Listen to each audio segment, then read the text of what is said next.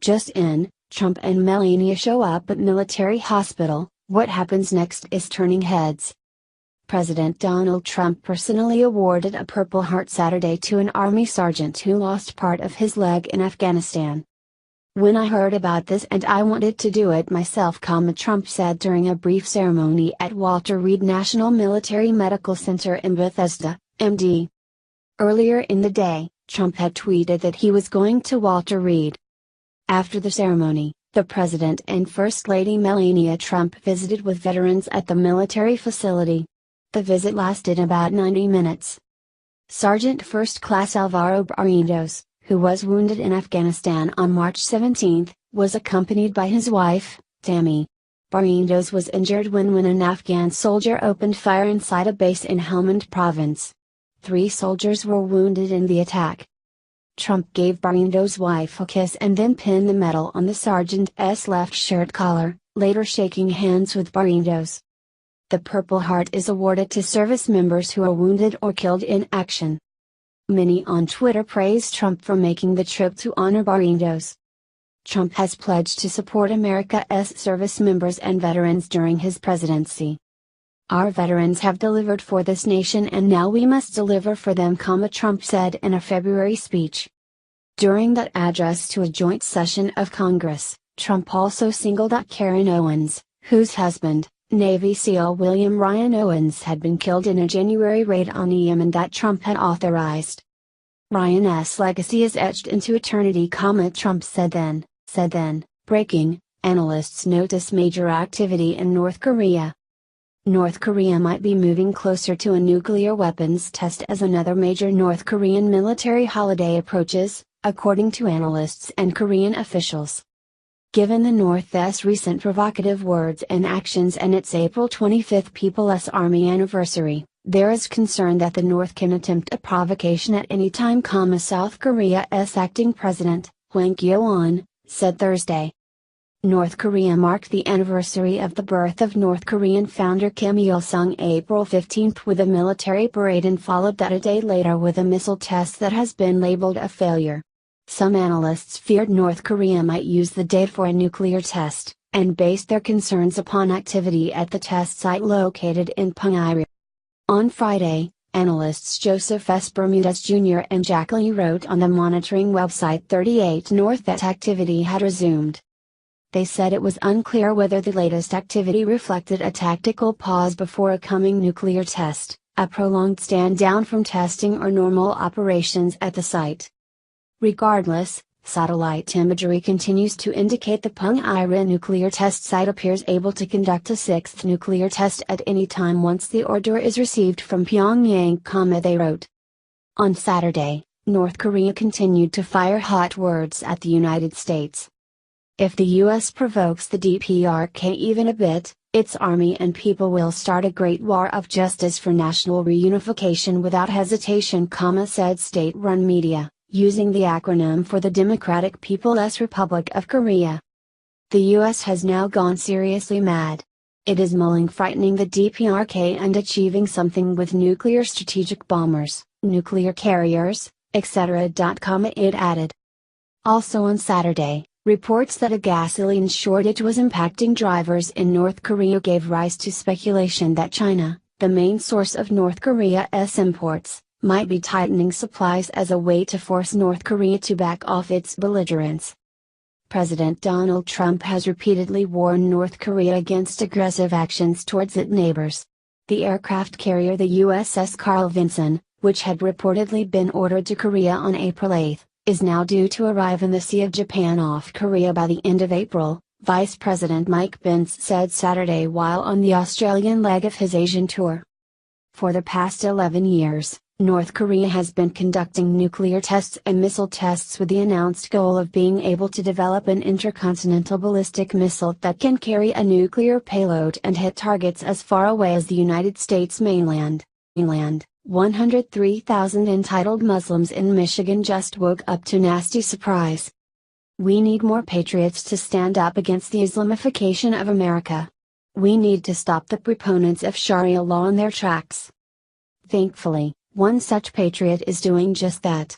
Representative Michelle Hoytinga has introduced a law preventing Michigan courts from considering foreign laws when rendering their decisions. The law does not target any region specifically, but will prevent Muslims from bringing Sharia law to Michigan. FIME Live.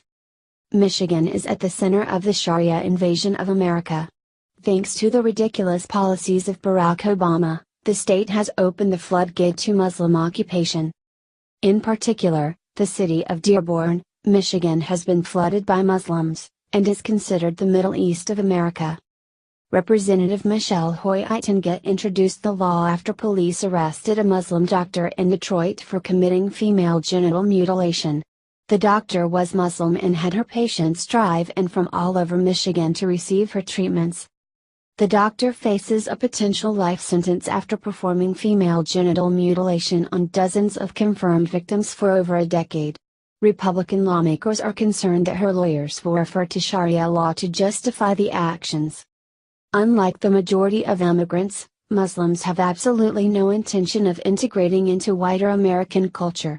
They will continue to seclude themselves en masse, turning city after city into third world environments. This new legislation will prevent the spread of Sharia law, blocking the trend before it is able to build itself in American jurisprudence. Finally, we can thank Donald Trump for getting the ball rolling. Federal law prohibits the consideration of foreign laws in federal courts, and the Michigan law will extend these guarantees to state courts. Tennessee, Arizona, Louisiana, Kansas, Arkansas, Mississippi, Oklahoma, North Carolina, South Dakota, and Alabama have already passed similar laws. After 8 years of Obama, this is a welcome change. The law introduced by Michelle Hoytinga is designed to protect women and children from harmful practices that are considered normal in Muslim-dominated countries. Women enjoy more freedom in America than anywhere else in the world, and Hoytinga is trying to preserve that. Of course, feminists have targeted Hoytinga for attempting to protect women, accusing her of Islamophobia. Why won't feminists admit that Islam tramples on the rights of women? If wanting to protect our citizens from child abuse, slavery, incest, rape, and female genital mutilation is Islamophobic, then I guess I am Islamophobic, along with every other reasonable American. We need to push back against this bullying. Did you support the banning of Sharia law? Please share the story on Facebook and tell us what you think because we want to hear your voice. Just in, Trump asks Obama Surgeon General to step down, look what instantly happens. President Donald Trump's decision to appoint a black woman with nursing experience to serve as the nation's Surgeon General has led to both of them being trashed. On Friday, a statement announced the Trump administration was continuing to transition away from Obama-era appointees and had asked former Surgeon General Vivek Murthy to step aside. Rear Admiral Sylvia Trent Adams, who is the current Deputy Surgeon General, will serve as the acting Surgeon General and assume leadership of the U.S. Public Health Service Commissioned Corps, said a statement from the Department of Health and Human Services. Trent Adams is a graduate of Hampton University as well as the University of Maryland. She has a Ph.D. and a master's degree in nursing and health policy.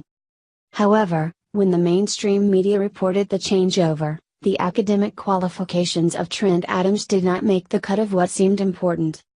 Dr. Vivek Murthy, an Obama appointee, resigns as Surgeon General, replaced by Deputy Sylvia Trent Adams, a nurse, tweeted ABC. The New York Times headlined its report this way: Nurse replaces Surgeon General after Obama appointee resigns. Some felt this approach demeaned a dedicated medical professional.